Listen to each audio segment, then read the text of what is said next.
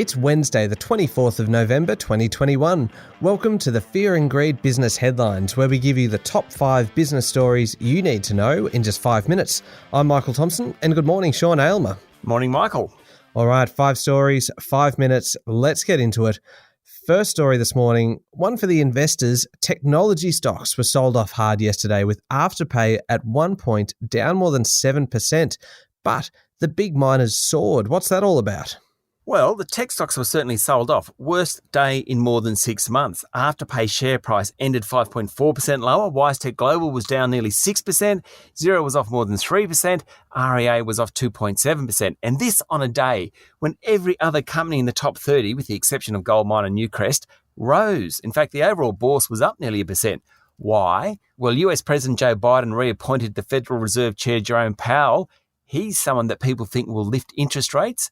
That's not conducive to growth companies like tech stocks. Therefore, they were sold off. On the other side, there were some massive moves in the resources sector. Now, BHP's share price ended up almost 4%. Rio Tinto was up 3.7%. Not surprising because iron ore prices rose. Fortescue Metal, the other big iron ore miner, its share price jumped 10%. That's absolutely extraordinary in one day when there's no news. The banks also did well. ANZ was up nearly 2%, so did Toll Road Group Transurban. Really crazy day on the market. Yeah, sounds like it. Story number 2 today, Sean. It's been a couple of years, I reckon, since federal politicians have really taken aim at each other, because COVID introduced a period of pretty remarkable bipartisanship across the aisle. But the worst of the pandemic seems to be over. The next election's going to be within 6 months, so it all combines to mean that the pollies in Canberra are back at it. Yes, get ready for it. It's going to go on at least until the next election. Yesterday's question time included a debate on the cost of living, lots of talk about inflation, lots of talk about national security, who was better, Labor or the Coalition. There were claims about personal sledging and jobs for the boys. Labor tried to push the government on the split by anti-vaxxers in the Coalition.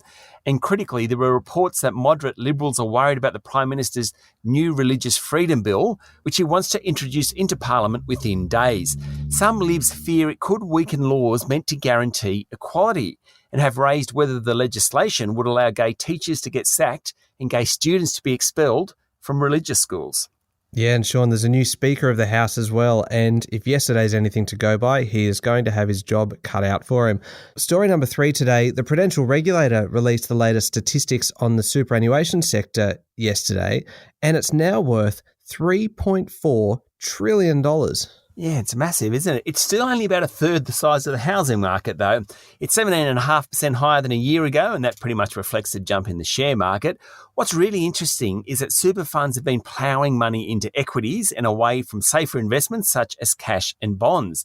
Investments in equities now make up more than 55% of all assets in default My Super products. That's the highest level since March 2014 and certainly demonstrates confidence in the economic rebound. One other fact which is pretty interesting, $3 in every 10 is now invested in offshore equities. That's what happens when super funds get so big and they're trying to find places to put money, they have to look offshore.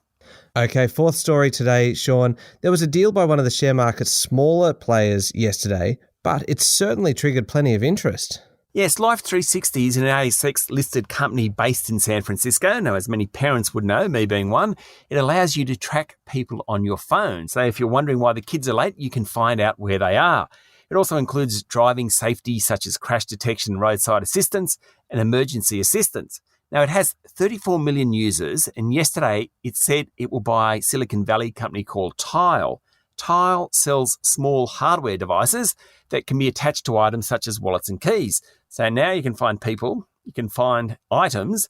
Also earlier this year, Life360 bought Giabit, which makes location wearables for pets and kids. So Michael, now Life360 says it's a leader in locating people, pets and things. Good on it. Yeah, absolutely. Story number 5 today, Sean, is one of the more bizarre stories I think we've discussed here. It is out of China. The country's internet regulator is going to target celebrities. Yes, not just celebrities, but their lifestyles and their looks. Could you imagine doing that in Australia? The somewhat aptly named Cyberspace Administration of China yesterday unveiled a series of measures, including limiting the number of times celebrities and their associated works or products can appear on web pages. I actually quite like that one. Restricting discussion of their daily lives. I definitely like that one. And banning unofficial fan-managed online groups. That is a great idea. However, highly unlikely to reach Australia. There's a scene from The Simpsons many years ago where there was a list of celebrities that were still at large and not to be approached because they were considered dangerous. It feels like that's starting to play out in China now. It does. All right, there we go. The top 5 business stories in 5 minutes. Thank you very much, Sean. Thank you, Michael. It's Wednesday, the 24th of November, 2021. Remember to hit follow on the podcast and head to fearandgreed.com.au and sign up for our free daily newsletter. I'm Michael Thompson, and that was the Fear and Greed Business Headlines. Have a great day.